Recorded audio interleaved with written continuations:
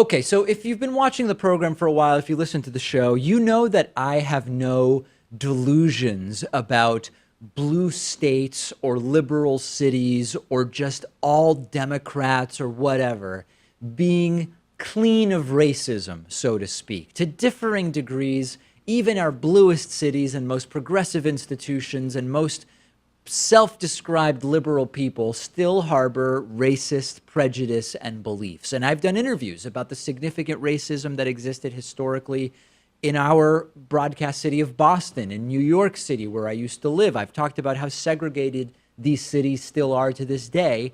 And even on college campuses, liberal college campuses, in liberal cities, in blue states, there is still plenty of racism. And I have a story for you today from the hometown of the David Pakman Show, Northampton, Massachusetts, where we started, and specifically from Smith College, which is an extremely liberal college, where I have both family and friends that work as faculty and staff. And the story has gone completely national. And the story is that of a black student who was eating lunch in a common room, and she had the police called on her by a Smith College employee because she looked reportedly out of place. I'm talking about Umu Kanute, I hope I'm pronouncing that correctly, who's a sophomore at Smith College and teaches chemistry to high schoolers over the summer. She was reading and eating lunch in the Tyler House dorms dining hall. I've been in the Tyler House many times, a completely normal place where people exist in the world like you would expect on any college campus, and sometimes consume food for the purposes of synthesizing it into nutrients to harbor the power of life, right? Completely normal activity that we all participate in. And next thing you know, a police officer is walking in with a Smith College employee, and they tell her they're wondering why she's there.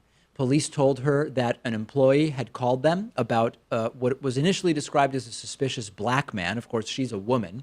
And now the college has both apologized to her and has suspended or put on leave pending an investigation the employee who made the call, who, as far as I saw a couple hours ago, still has not been identified publicly. And it's also not clear exactly what was suspicious about eating lunch. Officer, the food appeared to be extremely spicy and well-dressed. Please hurry up.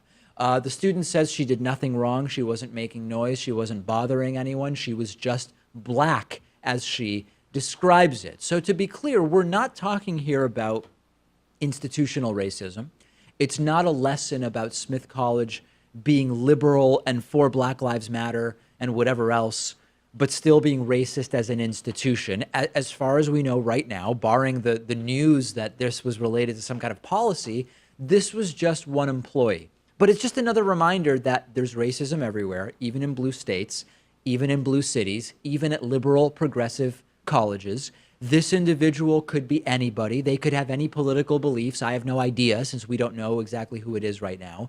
But the other really odd thing is that to call the police about this, instead of just walking up to the person and saying, hey, who are you? It implies either that the Smith employee was really genuinely intimidated by this woman, which, okay, would be a little odd, or that they were cowards and that they said, I'm going to try to get somebody else to do the dirty work that I need done. But even that element of it doesn't make any sense. Yeah, I think all the blame goes to the employee. You can't really even blame the police officer necessarily, because if they're responding to a call, sure, they got to investigate. I would just hope that at the end of the conversation there, the police officer would instruct the employee to investigate a little bit on their own, or at least not make such an impulsive decision. There is one other possibility, which is, as I mentioned, the report was allegedly about a suspicious black male. Is it possible that the person that the police ended up speaking to, who was this woman, was not the person about whom the report was originally filed? Like, it's such a basic question, and I've not seen follow-up on that. I don't know. Like, was this even the person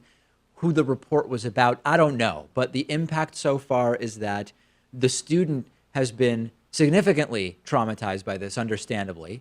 The employee in question has been placed on leave.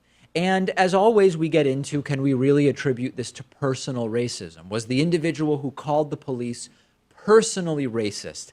I don't know. The underlying circumstances are that an employee at a prestigious, expensive private school thought that a black student eating lunch looked out of place. Was it their clothing that made them look out of place? Was it the food that they had? Was it their race? I don't know that we can really know for sure. We always hear the right say you can't know 100% what's in someone's head, but I think it's perfectly reasonable to talk about race as a factor here. Well, yeah, I mean, usually there's no control group to compare it to when we hear about these stories. It's one incident. Yeah, because it's just one incident, but there are white students, I'm sure, eating lunch in that common hall every single day, and I take it that they're not getting the police called on them. I've not heard about any such incidents. That's a good question, though. And it's important, I think at the end of the day, what's important is don't allow the right to shut down an exploration of race as a motivating factor, because the right is very quick to say,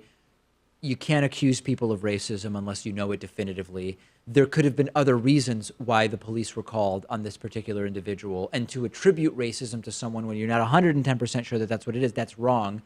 Okay, that may be, but they can't say that you can't talk about race as a factor here. To attribute specific, we don't even know who the person was, but don't allow the topic of race to be suppressed by those individuals. Yeah, the worst thing in the world is to be accused of being racist. So says the right wing. Yes, that's a common refrain that we hear from them. We'll see ultimately what else we learn about the circumstances underlying this.